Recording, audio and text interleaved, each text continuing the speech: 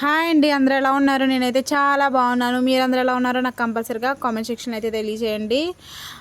ఈరోజు మేమైతే పప్పుచారు అయితే కాసుకుంటున్నాము. ఆల్రెడీ పప్పు అది కడిగేసుకుని పొయ్యి మీద అయితే పెట్టేశాను. పక్కన రైస్ కూడా అవుతుంది. పప్పుచారు అయితే ఈరోజు నేను ప్రిపేర్ చేయబోతున్నాను అనమాట. సో నా స్టైల్లో నేను ఎలా కాస్తాననేది చూడండి. మొత్తం పచ్చిమిరపకాయలు, ఉల్లిపాయ, పప్పు వేసి, పసుపు, ఉప్పు, కారం వేసి నీట్గా కుక్కర్లో అయితే పెట్టేస్తాను. ఎందుకంటే బేగ ఉడకదు కదా, అందుకు కుక్కర్లో అయితే పెట్టేస్తాను. స్టార్టింగు చూడండి, ఇంకా విజిల్స్ రావడమే లేట్ అనమాట. రాగానే పప్పు ఉడికిపోగానే అందులో చింతపండు అయితే వేసేసుకుంటాను. వేసేసుకున్నాక మరుగునిస్తాను. తర్వాత తాలింపు అయితే వేసేస్తాను అనమాట. ఈ పప్పుచారులోకి కాంబినేషన్ ఎండు చేపలు అయితే వేపుకుంటున్నాము. పప్పుచారు ఉప్పు చేపలు అన్నమాట. చాలా బాగుంటుంది. ఎవరికైతే తెలుసో వాళ్ళు కామెంట్ చేయండి. తెలియని వాళ్ళు అయితే ఒకసారి ట్రై చేయండి. నేను ఇలా అయితే కాస్తాను.